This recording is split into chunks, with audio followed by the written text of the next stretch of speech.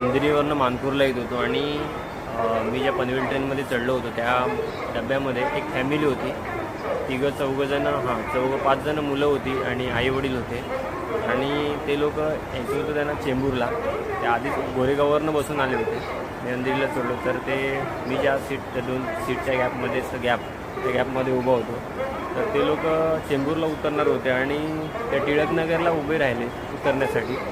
आणि ते 4-5 मुलं, वडील आणि ती आई, तर ते असे उतरत होते. आणि उतरता ते लोक चेंबूरला उतरत असताना आई खरंच आई असते एवढी तिला केअर होती सगळ्यांची.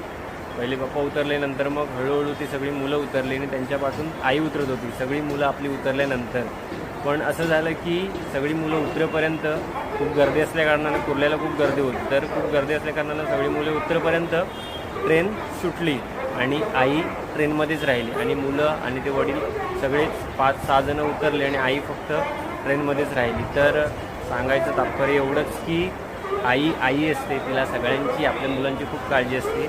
आणि प्लस सांगायचं यातून एकच उद्देश सांगायचा की जे पण मध्ये एखाद्याला उतरायचं असेल आणि अशी मोठी फॅमिली असेल, लहान मुलं असतील, तर जे पण मध्ये ट्रेनच्या डब्यामध्ये उतरतानाचे इथे जे उभे असतील मधल्या पॅसेजमध्ये, तर त्यांनी हेल्प करावी अशा फॅमिलीला, जेणेकरून ते लवकरात लवकर उतरतील आणि सुखरूप उतरतील.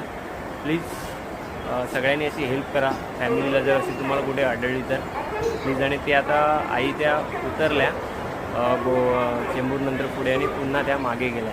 सो खरंच तुम्ही असे जर असते तिथे, जर त्यांना लगेच उतरायला दिलं तर ते उतरले असते त्यासुद्धा. तर ते आपल्याला आपण शिकलो. चला, बाय बाय.